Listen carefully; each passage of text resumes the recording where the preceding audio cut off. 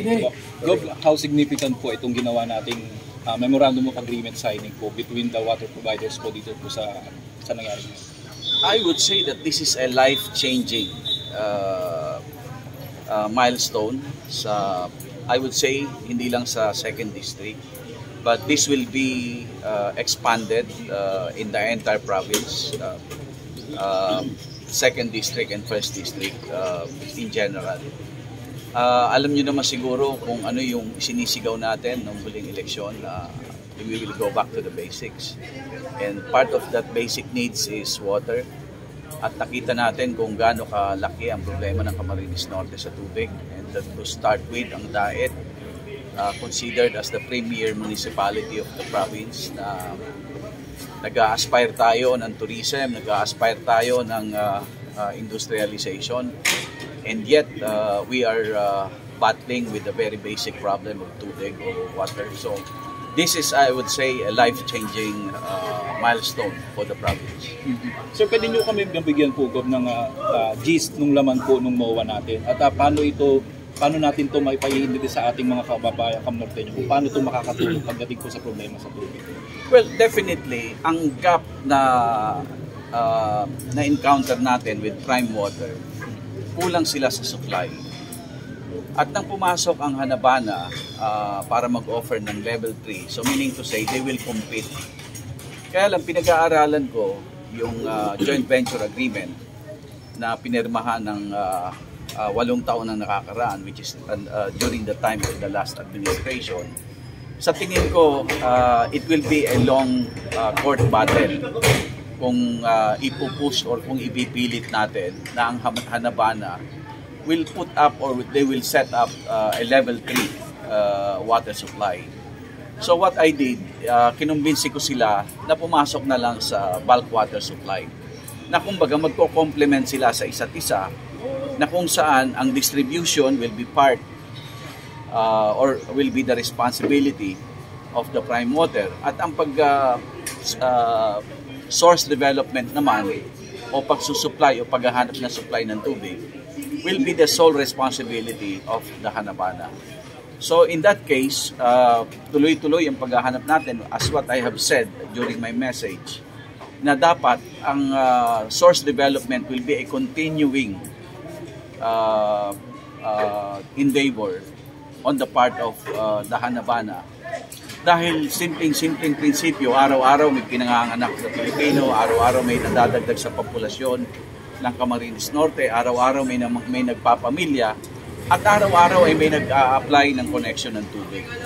So dapat ito ay sabay-sabay na kung saan ang responsibilidad ng prime water ay iserve yung mga walang connections, at dito naman sa Hanabana ay maghanap naman ng supply ng tubig para isupply sa prime water para naman ibigay sa mga consumers natin.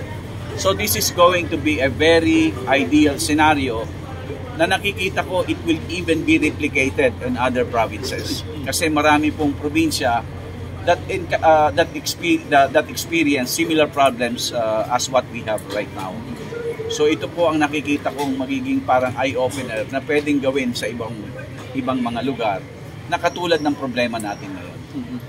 Considering nandiyan yung Hanabana, parang papayalagan natin sila pumasok doon sa 5 municipalities na hindi sakop ng prime water? Yes, sapagkat meron na kaming, although this is a verbal agreement, na yung mga unserved municipalities ng prime water, katulad ng Jose Panganiban, Santa Elena, Kapalonga, part of Mercedes, Basud, Paracale, itong mga area na ito ay pwedeng pasukan ng level 3 or nandyan naman ang water district, nandyan ang Jose Panganiban Water District, nakapag-set up tayo ng Santa Elena Water District dahil nalagyan naman natin ng pondo, that's 200 million, na hopefully mariresolve ang problema. But as I said, kung gusto natin tignan ang long term, dapat talaga meron tayong bulk water supplier partner. So another memorandum agreement na po nila yun? I will try, after 6 months, after 1 year, na makita natin na marisolbahan ang problema ng supply because of the Hanabana, I will encourage them na tingnan na rin namin yung ibang mga municipality with the same business model na bulk water supply. Patuloy ang supply ng Jose Panganiban Water District na pwedeng partner din nila ang Hanabana. The same way with Paracale, the same way with Santa Elena, the same way with Kapalonga. Government nagtatanong po, because this is additional facility, it would mean additional tariff or dagdag na bayad? Walang ganon. Walang ganon. Although sa joint venture agreement ng Prime Water na nakalagay doon na after 5 years or after 6 years mag-i-impose sila ng I think 20% 20% increase.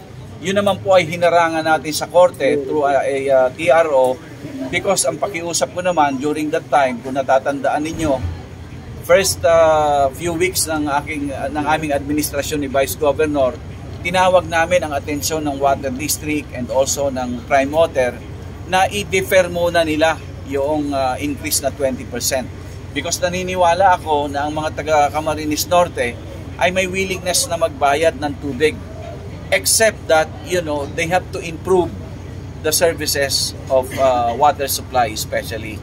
So naniniwala ako na kung sakaling maging maayos na ang supply ng tubig at talagang nakamandato naman doon sa joint venture dahil alam naman natin na merong tinatawag na inflation. So ibig sabihin, habang tumatagal talaga, ay talagang tumataas din naman ang rate ng mga utilities natin as what we see sa electricity, even internet, even CATV, nakikita natin na merong inflationary increases. So sa ngayon po, walang ipangamba? Walang ganon. Kasi nakikita ko nga po yan sa Facebook na pagpasok kanya ng panibagong kumpanya, another level yan. Wala pong ganon. Sapagkat ang ginawa natin, kung ano man po yung allowable profit na ibinigay ng gobyerno natin sa Prime Water, doon po magsishare ang Hanabana.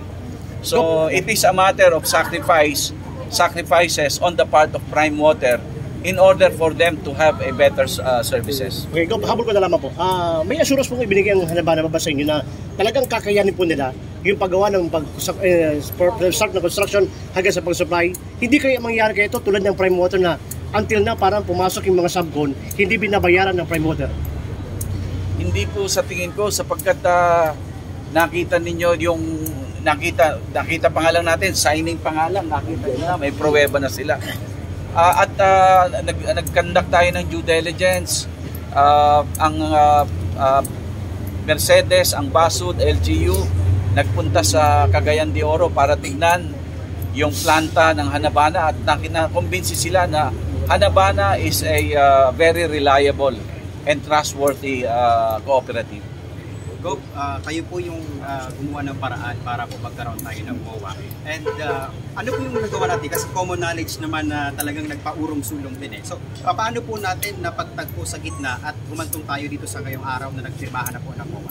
Well, as I said earlier, it was a roller coaster ride sapagkat hindi madali na ang interest ng isa at ang interest ng isa ay magtagpo sa gitna. Pero pinaliwanag ko sa kanila na habang tumatagal itong problemang ito, it is not really the Prime Water that is at stake here. It is the name Villar that is really at stake.